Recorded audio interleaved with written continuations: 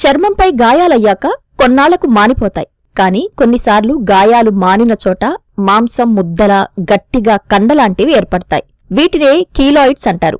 ఈ గడ్డలు గాయం తగిలిన చోటే కాకుండా పక్కల భాగాలకు కూడా వ్యాప్తి చెందే అవకాశం ఉంటుంది. ఎక్కువగా ముఖం, చెవులు, ఛాతీ, భుజాలు, వెన్ను ప్రాంతాల్లోనే ఇవి కనిపిస్తాయి. కీలాయిడ్ గడ్డలు ఉన్నచోట దురద, మంట, నొప్పి కూడా కొందరిలో వస్తూ ఉంటాయి. ఇవి డేంజర్ కాకపోయినా చూడటానికి ఇబ్బందిగా అనిపిస్తాయి. అందుకే వాటిని తగ్గించుకోవాలని, తొలగించుకోవాలని చాలామంది ప్రయత్నిస్తుంటారు. మరి ఈ చర్మంపై కీలాయిడ్స్ తగ్గే మార్గాలు ఏవో చూసేయండి. గాయమైనప్పుడు అది మానేందుకు కొలాజిన్ అనే ప్రోటీన్ను శరీరం ఉత్పత్తి చేస్తుంది. కాని కొందరిలో ఈ కొలాజిన్ అవసరానికి మించి తయారవుతుంది. అలా అది ఎక్కువగా ఒకే చోట పేరుకుపోయి కీలాయిడ్స్ గా మారిపోతుంది. వీటిని పూర్తిగా మాయం చేయడం కష్టం, కానీ సైజును మాత్రం తగ్గించుకోవచ్చు. ఈ కీలాయిడ్ అనేది ఎక్సెస్ అంటే ఎందుకు వస్తుంది అంటే కనుక, సపోజ్ ఏదైనా సరే దెబ్బ తగిలినప్పుడు కానీ, ఇంకేదైనా ఫర్ అదర్ సర్జరీ చేసినా కానీ ఏమవుతుందంటే ఆ ఏరియా హీల్ అయ్యేటప్పుడు నార్మల్గా కొంచెం బేసిక్ స్కిన్, దాని కింద ఉండే కనెక్టివ్ టిష్యూను, దాన్ని ఎక్కువగా డర్మిస్ అంటాం అనమాట. That is the one which holds our ఇదన్నమాట, ఆ ప్రాపర్టీని. సో అది దాని కింద ఉండే ఫ్యాట్ కానీ అండ్ ఇంకా మిగతా సబ్స్టెన్సెస్ కూడా ఉంటాయి, స్ట్రక్చర్స్ కూడా.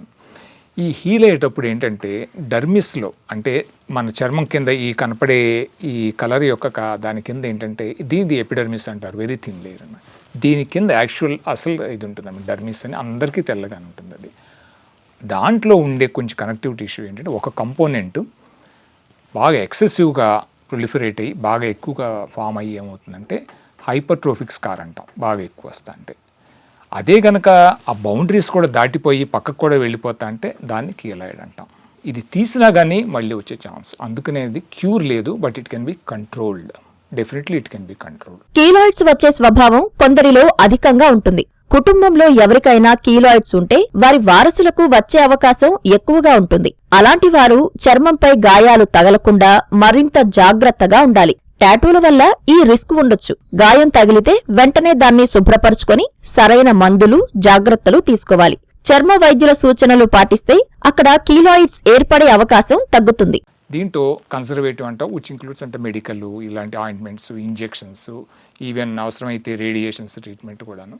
ఇంకా last resort, as a last resort only surgery అండి. సర్జరీని ఎంత లేట్గా చేస్తే అంత మంచిది అన్నమాట వీటిలో, unless there is some compelling reason ఉంటే తప్పించి చేయకూడదు అనమాట.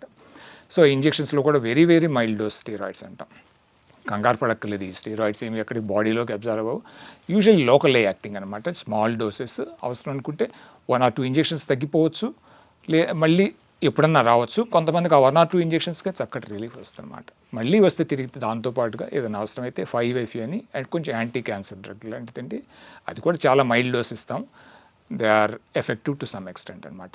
About 50% or even more than 50% ఈ విధంగా మనం దాన్ని కంట్రోల్ చేయొచ్చు. సో దాని అంటే సైజుని తగ్గించవచ్చు, బట్ ఏంటంటే మళ్ళీ రాబోయేదాన్ని మనం ఆపలేమన్నమాట.